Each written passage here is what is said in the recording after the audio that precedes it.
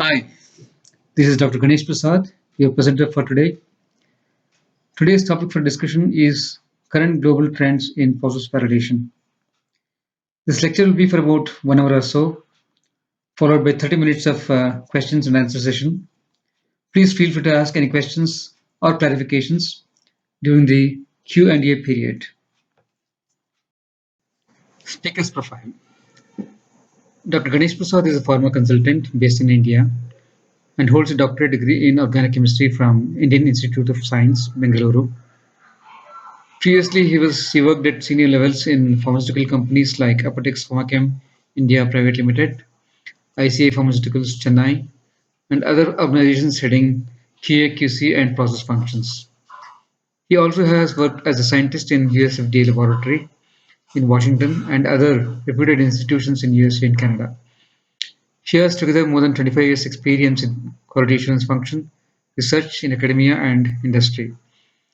As a consultant, he has assisted many pharmaceutical companies towards establishing CGMP standards, complying with national and international standards, and submission of drug master files to various global regulatory agencies and other regulatory documents.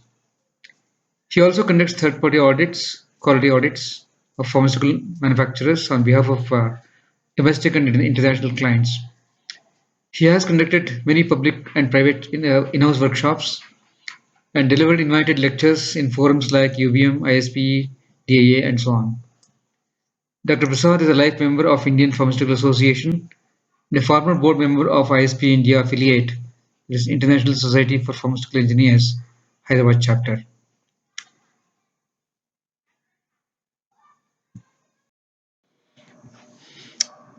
First, let us look at the regulation history of validations.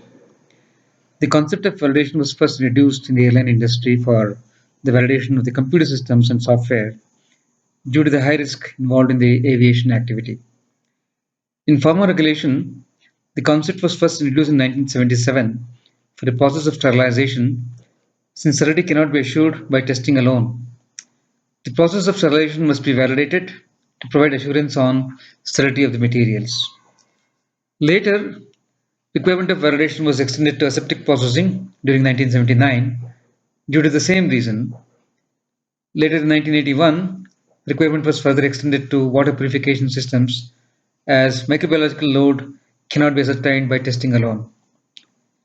Eventually, since 1987, process validation has become a requirement for non-sterile drug products and drug substances as well. Until June 2011, the guideline issued by FDA in 1987 was a norm, and FDA revised the guideline substantially in 2011. This was a major revision made by FDA in tune with the regulatory thinking for CGMP for 21st century.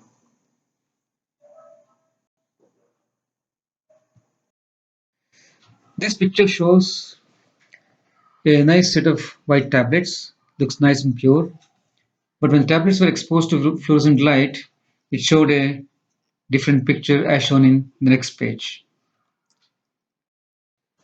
This picture shows on the right side tablets exposed to fluorescent light. Some tablets are mostly red, contains mostly APIs. Some are dark blue, mostly excipients. The pale blue ones are the right ones, contains correct proportions of API and excipients. Many have different shades.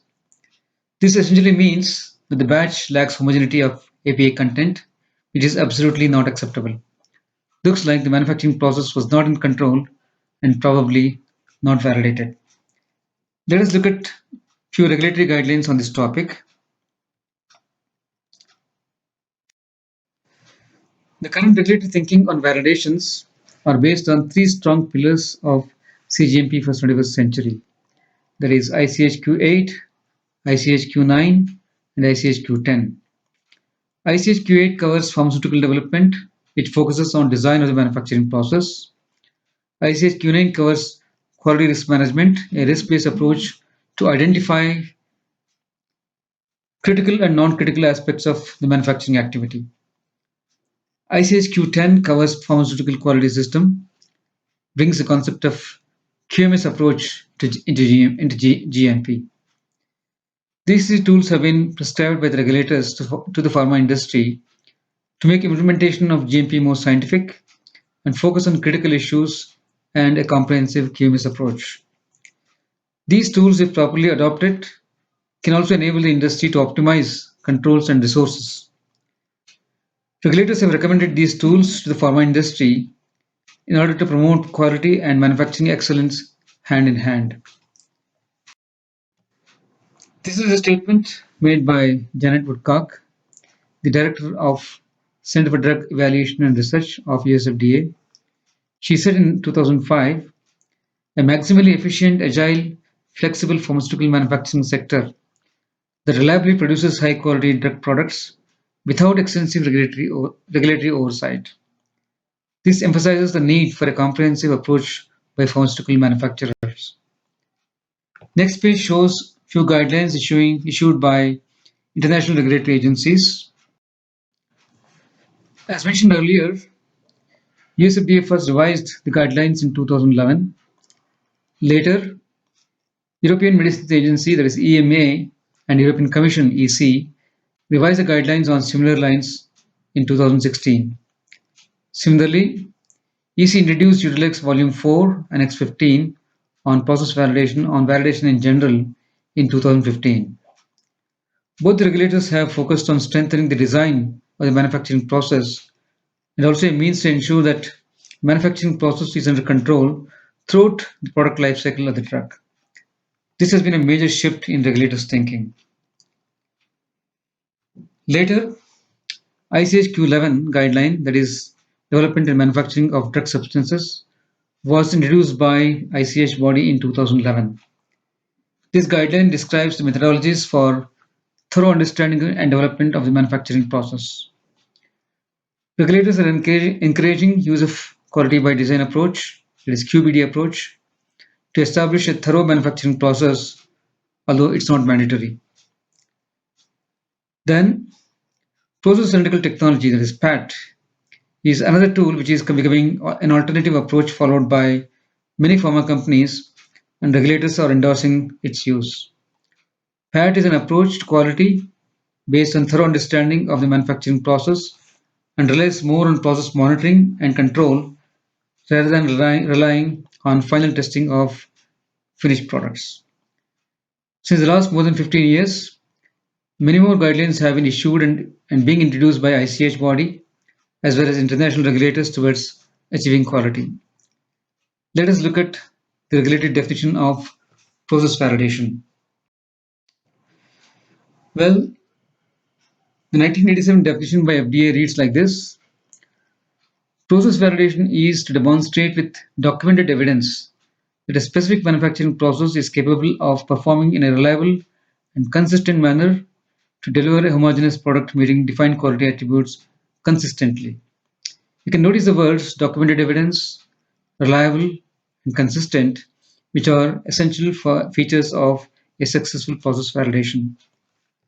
Now, the revised guideline or the definition of 2011 guideline reads like this: process validation is defined as the collection and evaluation of data from process design stage through commercial production, which establishes with scientific evidence that a process is capable of consistently delivering quality product.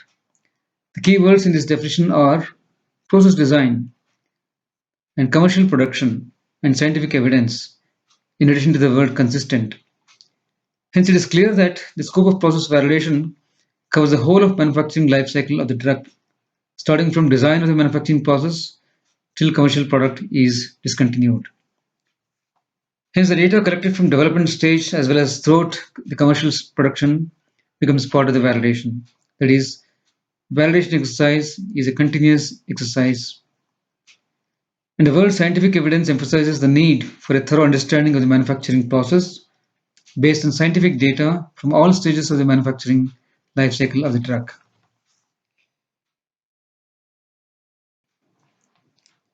This picture shows the sequence of stages in the manufacturing life cycle of the product and the differences in scope of regulatory expectation for process validation between 1987 and 2011 version. Initially, process is developed in laboratory scale and optimized. This is followed by scale-up trials at pilot plant and plant scale, and then plant process is optimized. During this period, subsystems like equipments, utilities, analytical methods, and cleaning procedures are also developed, optimized, and validated. Focus on strong design is not new in the industry. More than 25 years ago, the book on process validation by Berry and Nash quotes a thorough process development and work in lab and pilot plant and process knowledge is a basis for a successful process validation. A poorly understood manufacturing process cannot deliver quality product consistently. Even the FDA guidelines way back in 80s and 90s emphasizes on the need for a good process development and technology transfer to the plant. Just that until a decade ago, regulators did not focus so much on the developmental aspects of the manufacturing process. Now that has changed. Regulators are focusing more and more on process design stage during regulatory reviews. What does thorough understanding of the manufacturing process mean? A thorough process knowledge means understand the source of variation at every stage, determine the presence and degree of variation, knowledge of impurities, its origin and removal, as in the case of APIs, relationship between process variables and product quality attributes of the finished product, critical steps and critical process parameters, control of variation based on risk analysis. This is what process knowledge means really. It has similar perspective. FDA's current guideline on process validation states focusing on process qualification efforts without understanding the manufacturing process may not lead to adequate assurance of quality. This shows the importance regulators are giving to process design stage. Now, as defined in ASFDA 2011 guideline, there are three stages of process validation. One is process design, consisting of lab trials, pilot plant trials, and technology transfer. Second stage is process qualification. Again, this comprises of two sub-stages.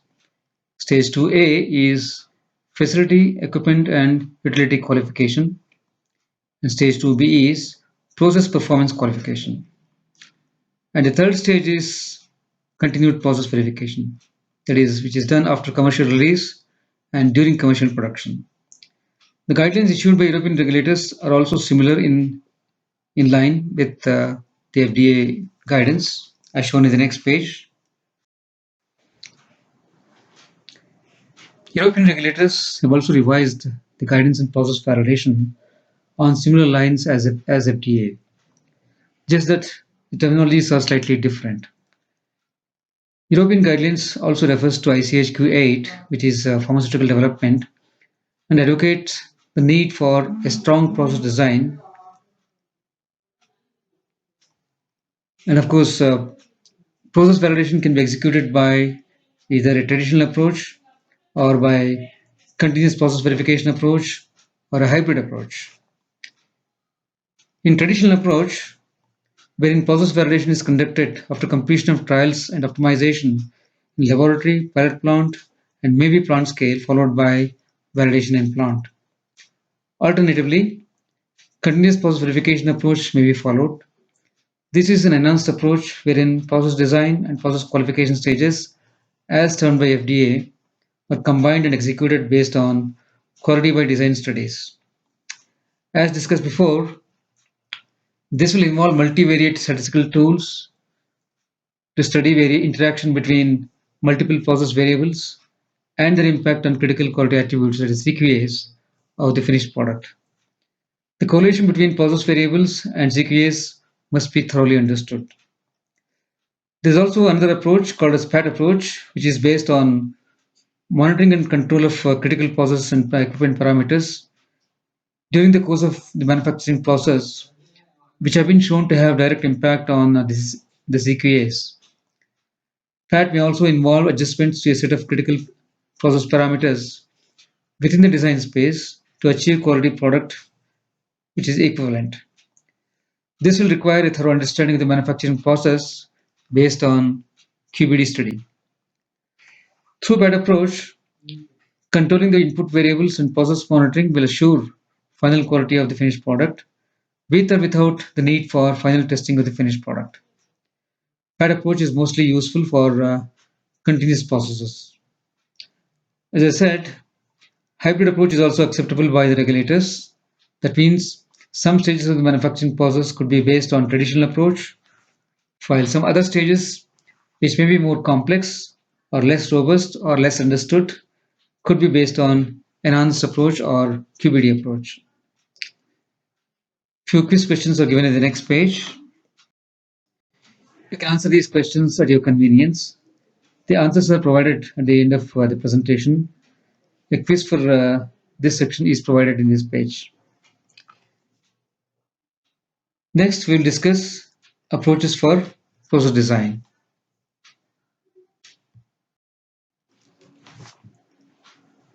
Well,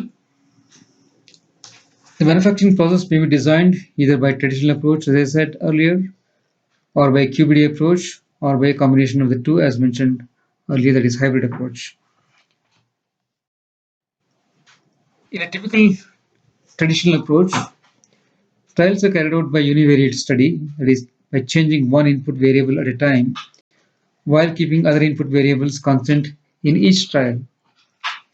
This will require conducting large number of trials to understand the correlation between input variables and the CQAs, especially when there are multiple variables, multiple input variables impacting multiple CQAs. Also, in this approach, it is not possible to understand interrelationship among multiple input variables in impacting CQAs.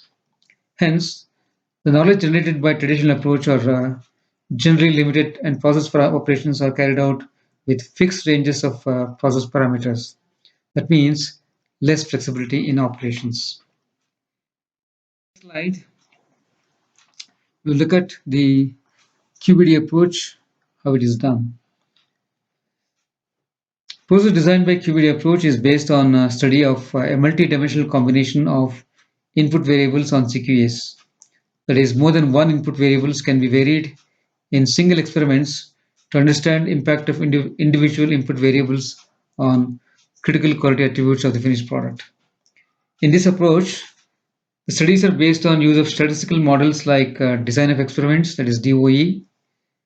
This will establish the interrelationship between multiple input variables in impacting the CQAs and enables the thorough understanding of the manufacturing process and process variables in fewer experiments.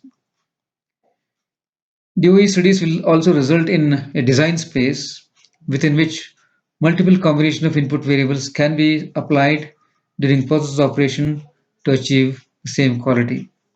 Thus, this approach provides much more flexibility in process operations. Also, movement within the design space for operational convenience or for other reasons will not be considered as a change and will not require any new regulatory approvals. In the next page, let us look at what are the process input variables. Initially, identify all input process variables which may have impact on critical quality attributes of the finished product. This is generally done based on risk assessments using current knowledge and or quick and dirty experiments. In a typical pharmaceutical process, the input variables are material attributes, process parameters, equipment parameters, and maybe environmental conditions. Material attributes include quality of raw materials, excipients, key reagents and solvents, intermediates, as in case of APIs, as well as in-process materials. It can also include storage conditions, shelf life of materials as appropriate, and maybe even supplies of raw materials. And then process variables can include critical process steps, critical process parameters, that is CPPs, and other control parameters. And impact of deviations in CPPs on product quality should be understood. In case of APIs, formation of potential impurities, its origin, detection, characterization, and its removal will need to be studied, will need to be included in the study. Parameters affecting process safety should also be included as part of the study. Then equipment parameters will include types of equipments, operating parameters, which can potentially impact product quality, and all these should be included. Utilities like water purification systems, air filtration systems, etc., should also be considered as per process need. Conditions of environment having potential impact on product quality should be considered as per requirements. For example, air quality, room temperature, relative humidity, and so on. And what is the effect of scale upon the input variables? It is shown in the next page. This page shows two types of the variables. Scale up from lab scale to pilot plant scale will have an impact of input variables and hence will need to be studied and established. Input variables may be classified as scale independent variable, that is parameters which is not affected by scale up, and scale dependent variable, that is parameters or operations will need to be changed for scale up to get same quality of product. Scale independent variables can be studied through in laboratories and optimized. Most likely these parameters will remain the same during scale up. The advantage with scale independent variables is that a lot of experiments can be conducted in the laboratory, which is not possible in pilot and plant scale. And of course, the scale independent parameters can be thoroughly understood by conducting large number of experiments in the laboratory. Scale dependent variables will have to be studied in pilot plant and plant scale. Next page shows few examples of scale independent and dependent variables. Few examples of scale dependent and independent variables for drug products are shown here. For example, this is a tablet compression process. Examples of scale dependent parameters are granulation amperage, time, blending time, drying time, and so on. And examples of scale independent parameters are APIs, excipient ratio, particle size of API, excipients and granules, granule drying temperature, tablet compression parameters, and so on. In this page shows some examples for scale independent parameters for APIs. Well, these are all can be studied thoroughly in the laboratory scale. For example, reaction pH, reaction temperature, reaction pressure, raw material ratio, rate of addition, sequence of addition, and so on. Raw material, intermediate quality attributes, impurity formation and removal, crystallization temperature, solvent ratio, hold time for raw materials, in-process materials, intermediates. See the few examples of the scale independent parameters for APIs. This page shows few examples for scale dependent parameters in APIs. And these are physical parameters like agitation of RPM, mixing, extraction, rate of heating, centrifugal washings, drying time, blending time, and so on, distillation parameters, safety parameters. Most likely, these parameters will need to be changed during scale up. Now, the question is how to establish that a parameter is critical. This can be done by carrying out a formal risk assessment as described in the next few pages. Risk assessment is a regulatory requirement and a very useful tool in understanding critical aspects in the manufacturing process. It will allow you to optimize controls and resources as well. But risk assessment is not a one-time task. It's a dynamic activity conducted at various stages throughout the manufacturing life cycle of the drug. This page shows various stages of process development activity towards commercial production. Initially, a process scheme is developed based on the knowledge available within the company, industry, and scientific literature. Later, the process is optimized in the laboratory and further scaled up at pilot and plant scale, leading to Process characterization. This process development could be based on either a traditional approach or an enhanced approach like quality by design methodology. At this stage, a design space is developed if QBD approach is followed. Either way, a control strategy is established by either approaches to define how the manufacturing process will be controlled. So this is followed by validation of the manufacturing process in the plant, which is traditionally termed as prospective validation, and as per the FDA guidelines, this stage is termed as process performance verification. After successfully completing the process validation, commercial release can be initiated and routine commercial batches are produced in plant. During the initial stage, knowledge about the manufacturing process would normally be very limited, and a scheme is developed based on past experience, literature, and industry data. At this stage, a quick and dirty risk assessment is carried out while developing a broad manufacturing scheme. Then a process is normally developed in the laboratory scale and optimized. Before taking up pilot and plant scale trials, a risk assessment is carried out to select operation parameters which needs to be studied and optimized for the scale-up trials. At this stage, when the process is characterized for plant scale, the manufacturing process and controls are well understood. A risk assessment is carried out at this stage, again, to develop a control strategy for taking up validation batches in the plant. After completing the plant trials or plant validation, risk assessment is carried out once again to define a control strategy for routine commercial production. Further, as we all know, risk assessments are conducted during commercial production due to deviations, changes, or even periodically depending on requirements.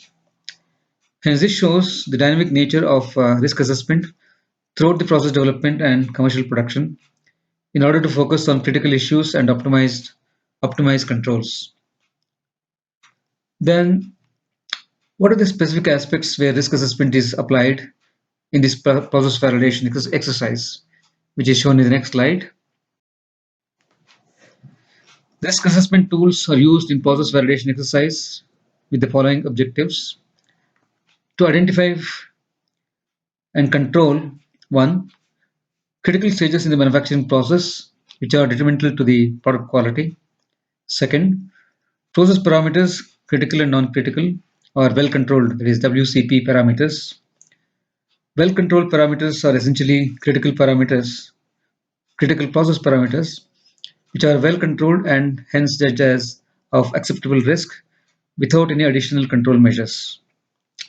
And the third one is critical material attributes, that is CMAs, materials like raw materials, excipients, intermediates in case of APIs, in process controls, and so on. Critical quality specifications of materials such as storage conditions, shelf life are also identified at this stage. And the fourth one is equipment requiring qualifications. Process equipments, utilities, and other related operation equipments which have a direct impact on quality of product are to be identified. And of course, equipment settings which have a direct impact on the quality of product. And then finally, requirement of revalidation due to changes. So criticality of all these are identified and selected by risk assessment for the study. In the next shows the sequence involved in risk management. A formal risk assessment involves 4 stages as described in the ICHQ 9, which is quality risk management, pharmaceutical quality risk management. The first stage is risk assessment, second one is risk control, third stage is risk review, and the fourth aspect is risk communication, of course, which are not mentioned here. Initially, risk level for a specific variable is assessed and a judgment is made if the level of risk is acceptable or not acceptable. Then based on the risk level, appropriate control measures are implemented to bring down the risk to acceptable levels. Risk control measures are reviewed periodically and during changes, deviations, and so on for adequacy of controls. As mentioned before, risk assessment process is a dynamic activity. Again, risk assessment is carried out in three steps. First one is risk identification. To identify all possible risks involved in the specific operation or activity. And then, of course, once the risks are identified, then analyze by risk analysis. It is assessment of the extent of risk, considering factors like severity, probability, and detectability. This can be done either qualitatively or quantitatively, depending on complexity of the activity. The third step is risk evaluation. Determine the overall risk based on a combination of these three risk factors, that is severity, probability, and detectability. So there are risk assessment tools, both qualitative and quantitative. For example, process flow charts, checklists, and risk maps are the commonly used qualitative tools used in the identification of all possible risks.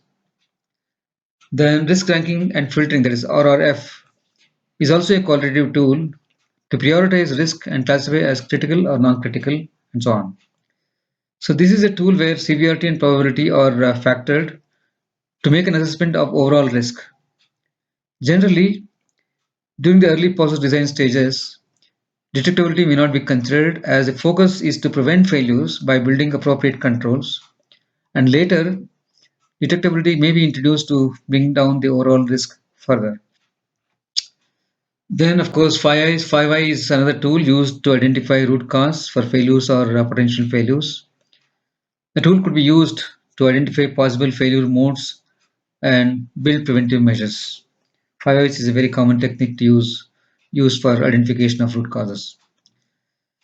Similarly, fault tree analysis is a predictive tool to identify potential failures in a given proposed scheme and build controls to prevent possible failures.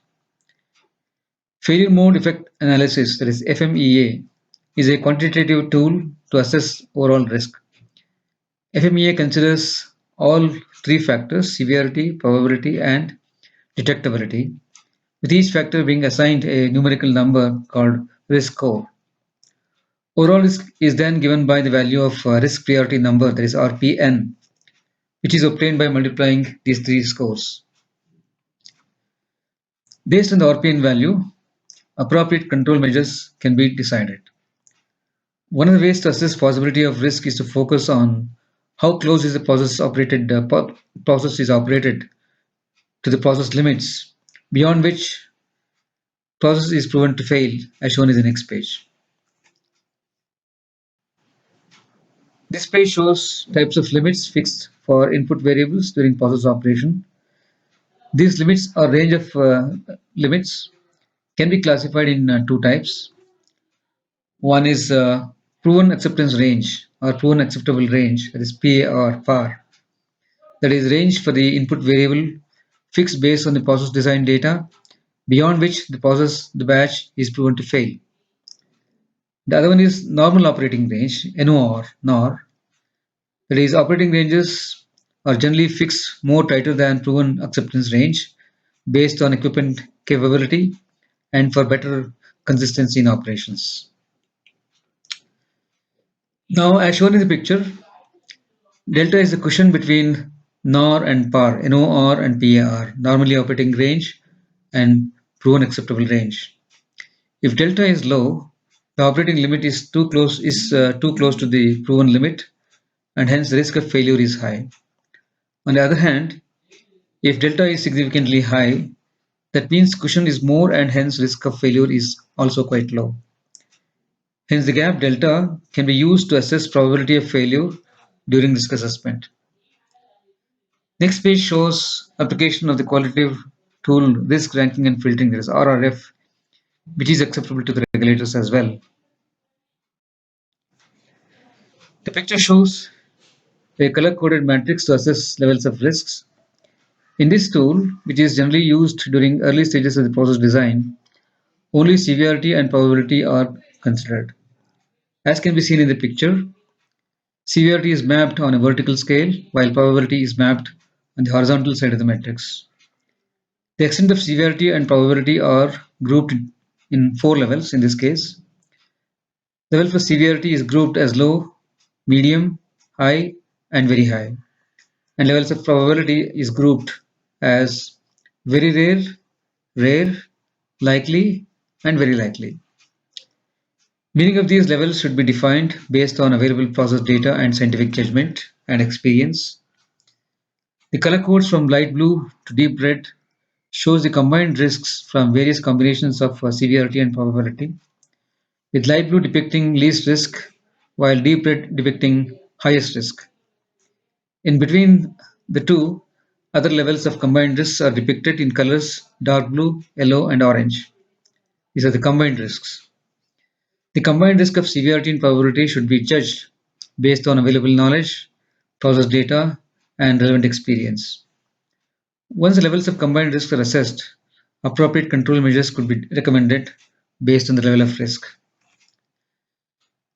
Next page shows an example application of this simple tool to select critical process parameters in API process.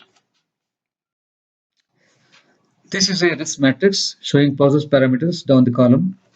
Across the row is captured critical quality attributes CQA affected for each parameter. And then of course risk level is also depicted.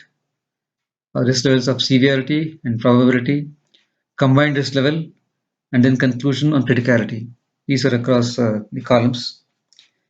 Let us look at the process parameters one by one. In this specific case, reaction temperature is known to affect the raw material residue, that is the minor impurity A in the API. Severity is assessed as high, while probability is assessed as likely. From the color code matrix shown in the previous page, the combined risk is assessed as high, that is given in red shade. Hence, reaction temperature is considered as critical. It is a CPP. Similarly, crystallization temperature is shown to impact formation of impurity B, and severity is assessed as high and probability as likely. Hence, the combined risk, as per the matrix given in the previous page, the risk is assessed as high. Hence, this parameter is also considered as critical, that is CPP, critical process parameter. In case of raw material during crystallization, severity is high.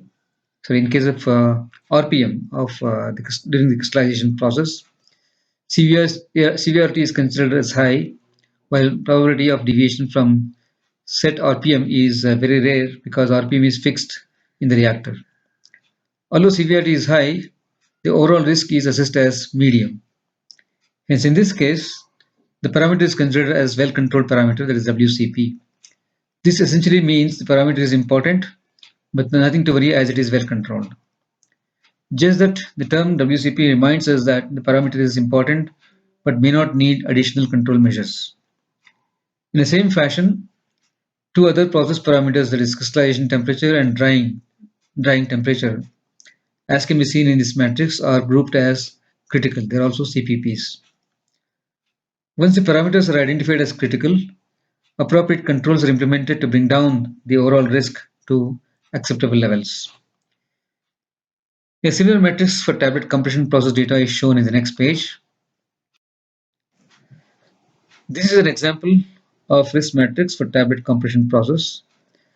This process parameters are, for example, excipient particle size. Excipient here is a minor component. Granulation temperature and time. That is granulation time and granulation temperature. Sieving of granules. That is particle size is important. Drying temperature. Mixing with magnesium stearate, this stage. And blending RPM. These are the parameters which are typical in a tablet compression process. And particle size of the excipients affects hardness. Severity of the impact is assigned as score 2, as although particle size affects tablet parameters like hardness, dissolution, etc., the excipient is a minor component of the granules, and so the impact is marginal.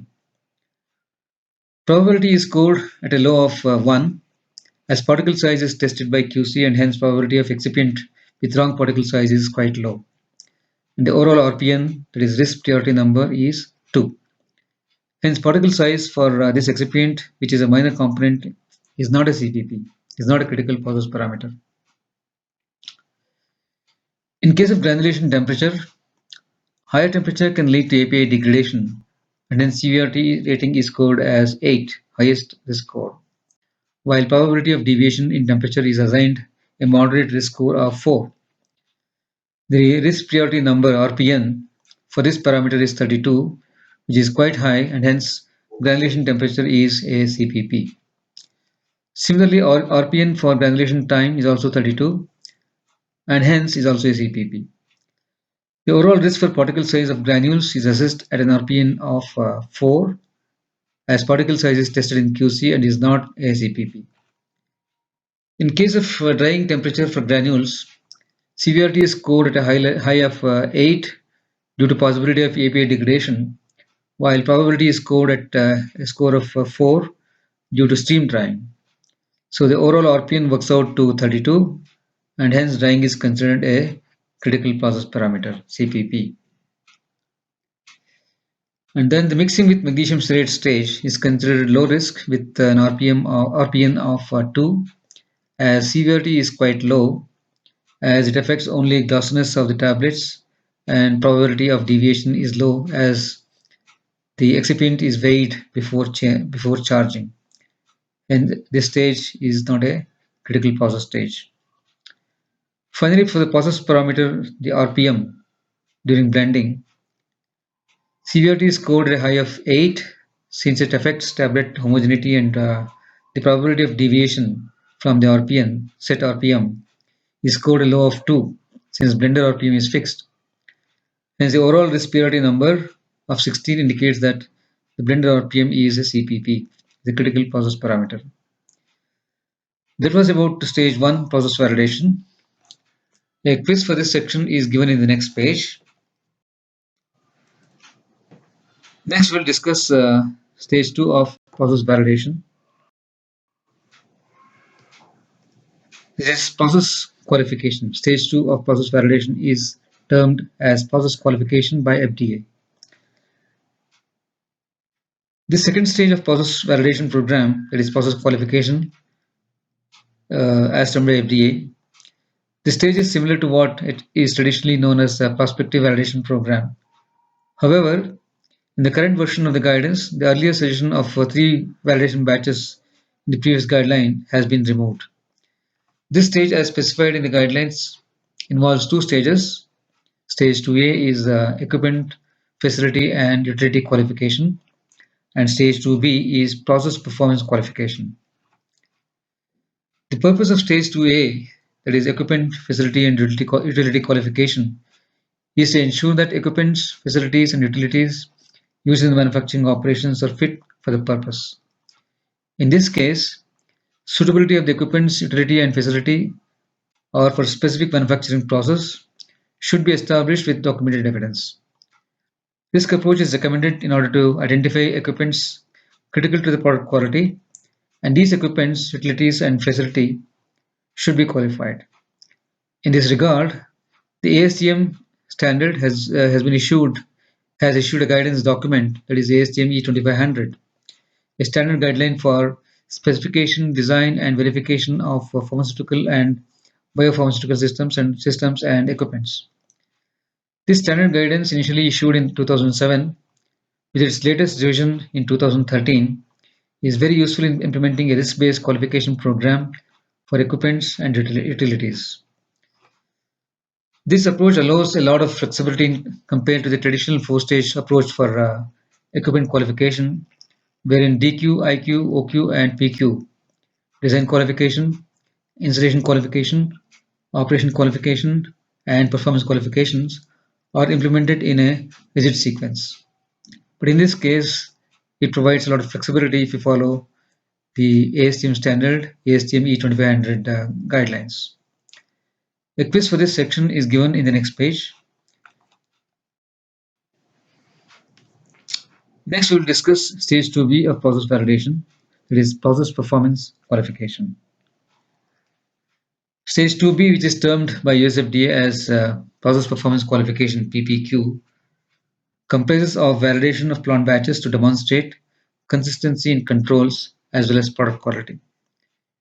PPQ must be successfully completed before dispatching material to the market. By this time, the process should have been well understood, and effects of scale-up should have been understood based on laboratory, pilot scale, and plant scale trials. The process parameters should be fixed for the plant batches based on the knowledge gained in the previous stages so far with scientific justifications. Generally, it is expected that the validation batches are conducted under normal operating conditions, which includes equipment usage, operating personnel, materials, and environmental conditions, and so on, as proposed to be conducted during routine production. No red carpet treatment is desirable. The execution of plant validation batches should be based on approved protocol, drafted with inputs from multiple stakeholders like QA, production, R&D, technology transfer, QC, analytical development, and so on, as relevant, as appropriate. Traditionally, validation based on 3 consecutive batches in plant was acceptable to the regulators.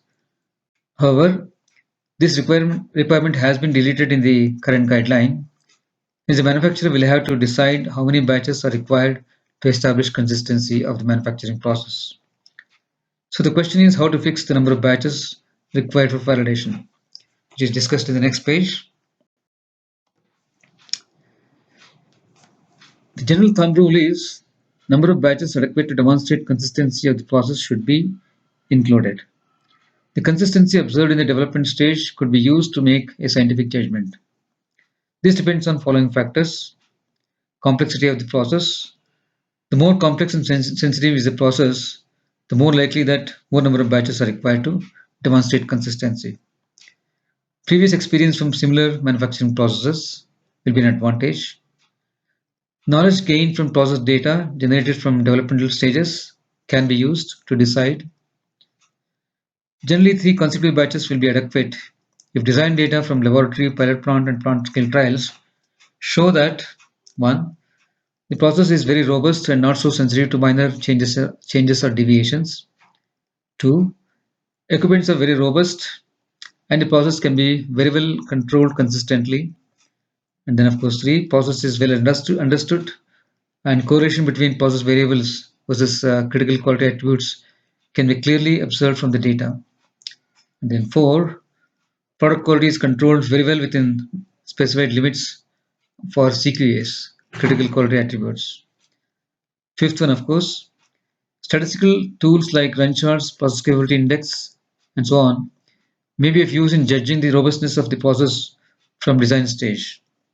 So at least some of these factors are met, you can conclude that 3 batches might be adequate. Otherwise, you may have to consider more than 3 batches depending on the judgment. On the other hand, the design data shows that the process is not so robust or very sensitive, and our equipment controls are sensitive, or if the product quality varies a lot in similar trials, or the process is less thoroughly understood, then more number of batches, more than 3 batches may be required to demonstrate consistency of controls and product quality. Sometimes less than three batches has been accepted by FDA when process is thoroughly understood, especially by design space approach, and consistency has been established based on design data, which included data from all 3 stages, that is lab, pilot, and plant trials.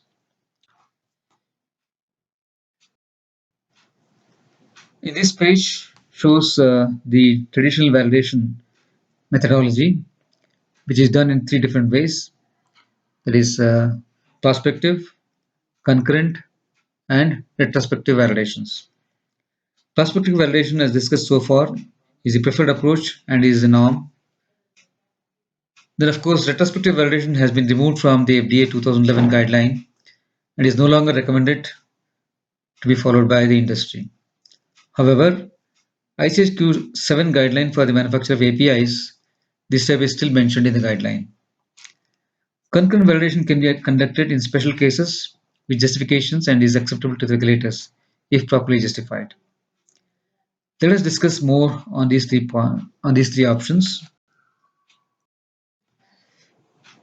Prospective validation. Prospective validation must be completed before commercial dispatch of any batch. Even a single batch cannot be dispatched without completing the prospective validation. The validation program is executed by a multifunctional team coordinated by QA function.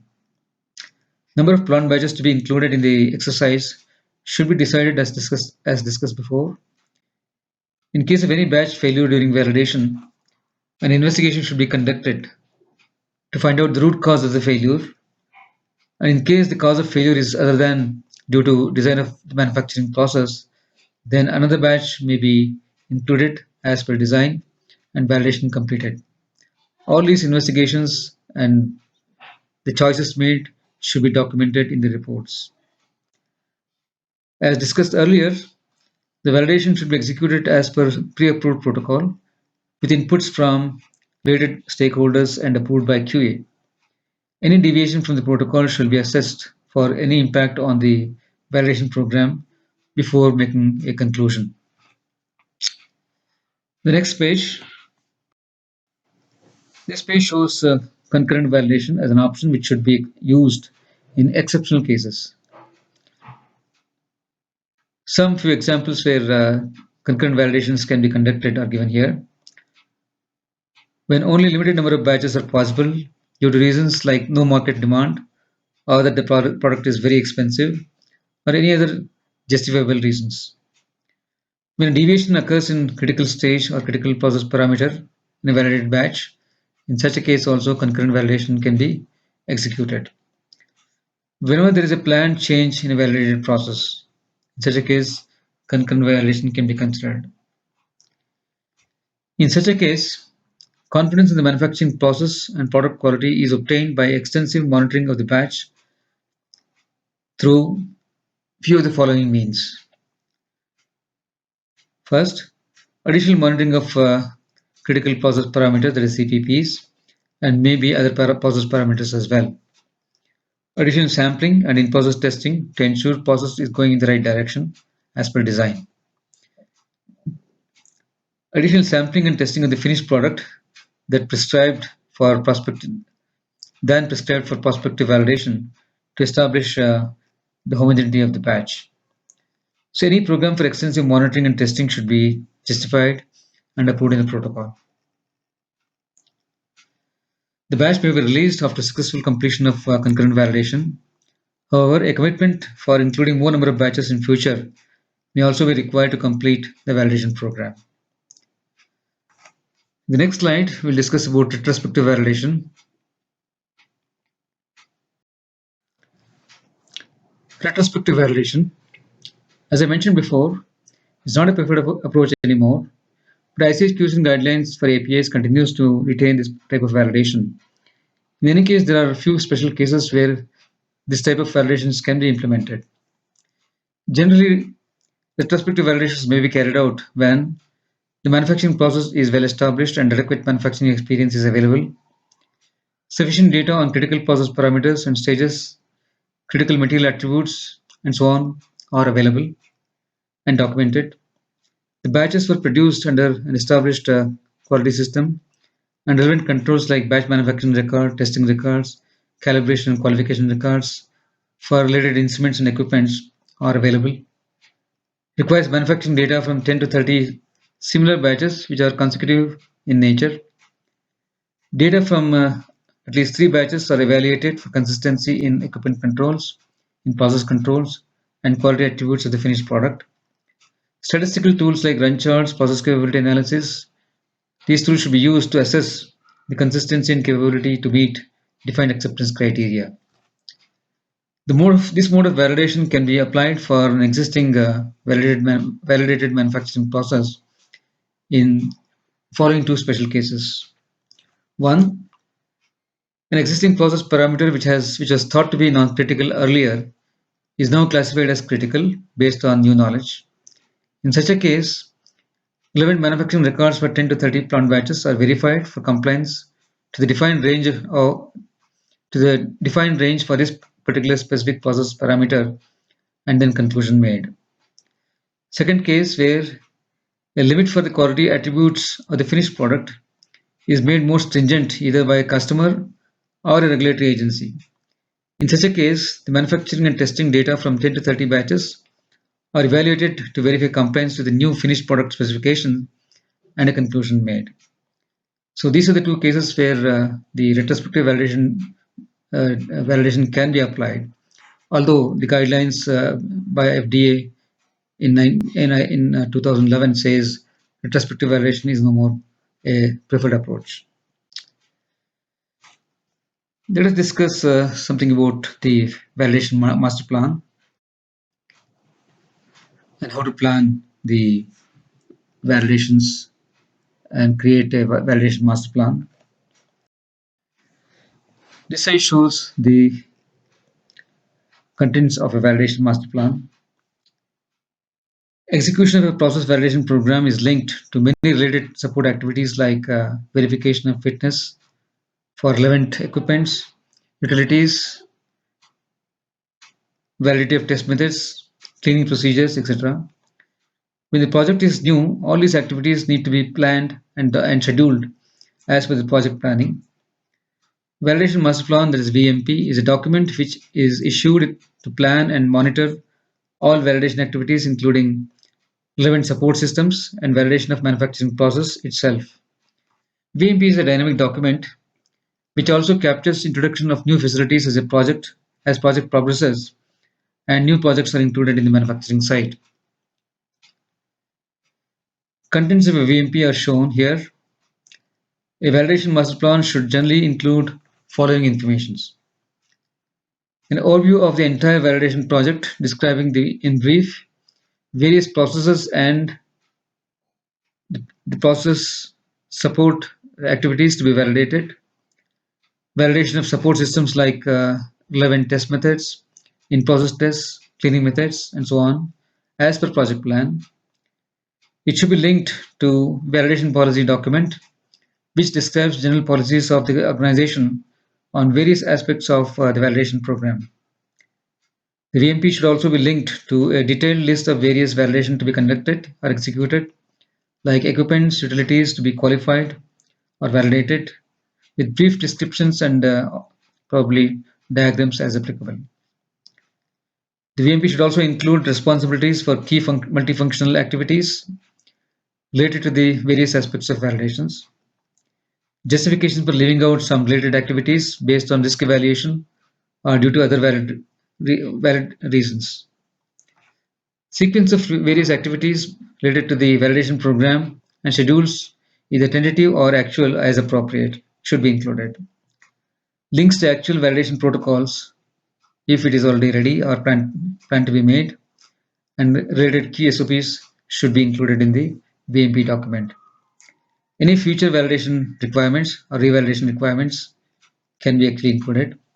However, with the introduction of continued process verification stage, the third stage of the process validation as per the recent guidelines, the role of revalidation becomes quite limited as commercial batches are monitored on a continuous basis. Large validation projects can have separate VMPs, for example, setting up of a new production facility within the site, or setting up a cleaning validation program for a large number of products, and so on. As discussed earlier, execution of any validation exercise should be driven by an approved protocol.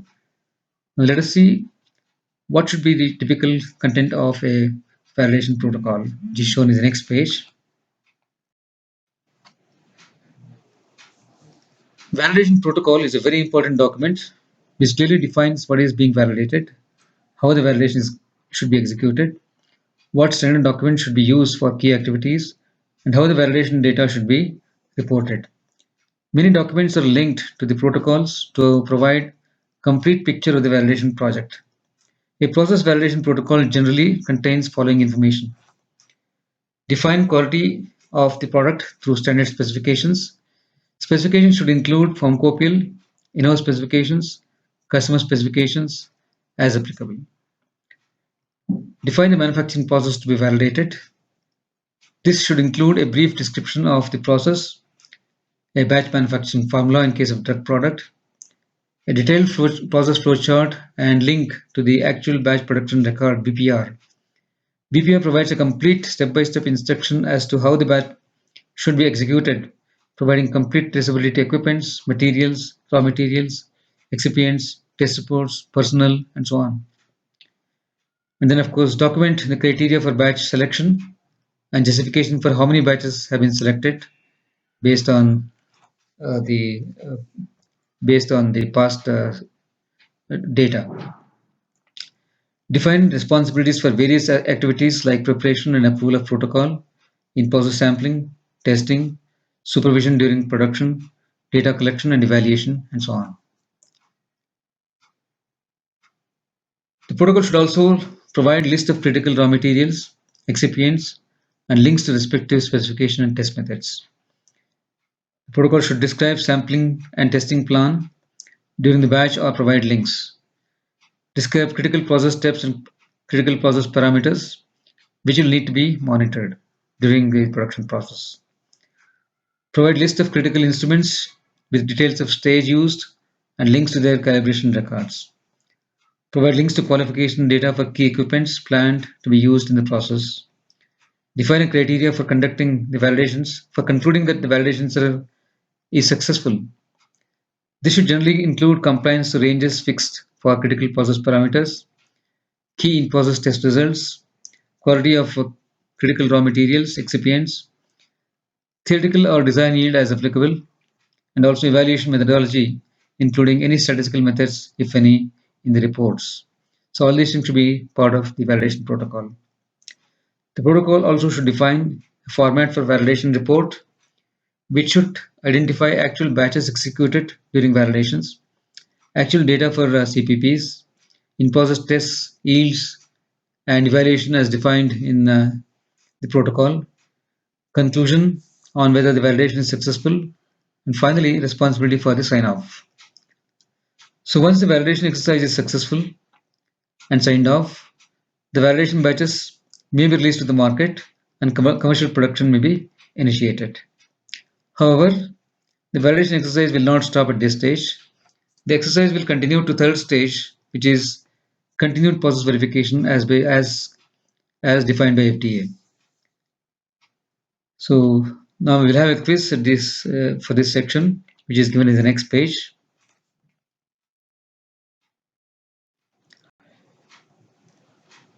Next, we will discuss how to execute third stage, that is continued process verification. This is the stage 3 of process validation, it is continued process verification. During commercial production, continue to monitor the production process to verify that the process is under control and delivers product quality consistently. In this stage, the monitoring of the production process and data collection will continue to understand the impact of variability in process parameters, material quality, and environment on CQAs. Throughout commercial production, there are learning opportunities during incidents like failures, deviations, and changes introduced into the manufacturing process. Every time there is a failure of deviation or a deviation, investigations are usually conducted to understand the root cause of the failure and suitable CAPA are implemented. Similarly, during major changes, impact analysis or sometimes R&D experiments are conducted before executing the change. So all these incidents lead to enhancement of the process knowledge, and there must be systems to actually accumulate the process knowledge and use it as per need. Systems should be established to manage process knowledge and apply the same towards continuous improvement. As more knowledge is gathered from commercial production, combined with knowledge gained during process design, further adjustments to the control strategy may be considered towards making the process more robust and to achieve greater consistency in product quality. Thus, a continued process verification exercise ensures that the manufacturing process is in a validated state throughout the product life cycle of the drug. The next question is how to decide what to monitor, how to evaluate, and at what frequency. These issues we'll discuss in the next page. There are multiple ways to implement this stage of validation. Risk analysis is useful in deciding which of the process parameters or material attributes or in-process tests should be subjected to continued monitoring and evaluation. During the initial stages, after completion of second stage of process validation, two-step monitoring strategy can be applied. This would involve one, continue to study with the same level of sampling and monitoring as stage 2 for some more plant batches, to understand variability and provide more confidence. The second, establish process control program (SPC) to evaluate process capability as well as investigation of variability and kappa programs. So these two approaches can be used. Generally, for new products, both strategies 1 and 2 may be considered, while for existing products which are relatively more understood, only strategy 2 may be considered. What parameters should be subjected to continuous monitoring? Let us see the next page. The process variables to be monitored are selected based on the knowledge gained from process design stage and process qualification stage. Risk analysis is carried out to prioritize parameters for monitoring and evaluation. Few examples are given below. Some examples for input variables are critical material attributes, as I mentioned earlier, particle size, specific impurity in raw material, quantity of critical raw material, and so on. Critical process parameters, critical equipment parameters, critical in-process results. These are the input variables which are controlled to make the process more consistent. And the output responses, which are essentially critical quality attributes of the product. That is, for example, assay, impurity, particle size, and so many other specifications. Then product yield, of course. These are the two output responses which needs to be monitored. And in the next page shows few examples of monitoring tools. Some of these statistical process control tools which can be applied in this stage are given below here. The histograms are useful to measure variability in large number of samples data. For example, this tool can be used in tablet compression process wherein samples are collected during compression to measure weight variation or even API content. Both intra-batch and inter-batch variability can be assessed using sigma values as well as graphical representation. Then control charts can also be used, or run charts are used to visualize the trend of variation within the batches and between different batches. Parameters like relative standard deviation (RSD) and control limits can also be obtained to assess the extent of variations. Process capability analysis is a very effective tool wherein CPK values provides information on the extent of closeness to the target and a spread of variation. A minimum of CPK value, which is used to measure the process capability, CPK value should be about 1.3, is considered as acceptable. Anything more is desirable. And then, of course, investigations in kappa. The fault tree analysis is a predictive tool which is very similar to root cause analysis technique, but used to identify root cause of potential failures and then propose appropriate control measures. Then root cause analysis or fishbone diagram is an investigative tool used to identify root cause of actual failures. And then 5Y is a tool which is complementary to root cause analysis. And you keep asking why the failure occurred in a sequence until the root cause is identified. It is generally expected that the root cause is identified by the time fifth Y is analyzed. Then, of course, the other tool is risk-benefit analysis, which is useful to decide whether a proposed solution is worth implementing compared to the risk. Then, failure investigation, kappa, process improvements are all part of a good quality management system and should be implemented rigorously. Then the frequency of data collection, monitoring, and evaluation can be decided based on following factors. There is no fixed numbers. The factors are whether the process is continuous or batch-wise. If batch process, then can be decided based on campaign size. If the batches are made infrequently, then statistically significant number of batches may be collected in due course of time for evaluation. The third stage of validation continues throughout the commercial production until the product is no longer made in this site. Well, to summarize, the scope of validation was widened by FDA in 2011 to include all stages beginning from process development to throughout commercial manufacturing. Three stages validation program are process design, process qualification, and continued process verification as defined by FDA.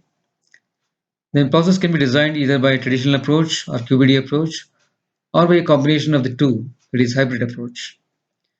Then risk assessment should be applied to identify critical stages and all critical process parameters in the manufacturing process. Then process monitoring, evaluation and improvisation using statistical techniques or other tools and upgradation of knowledge through COPPA program are expected throughout the commercial manufacturing, which is called as the stage 3, which is continued process verification. Hence, the process validation program is a continuous exercise throughout the life cycle of the product. This completes the presentation on process validation. A quiz for this section is given in the next page. So meanwhile, please feel free to ask any questions and clarification. We have a Q&A period of 30 minutes. Thank you very much.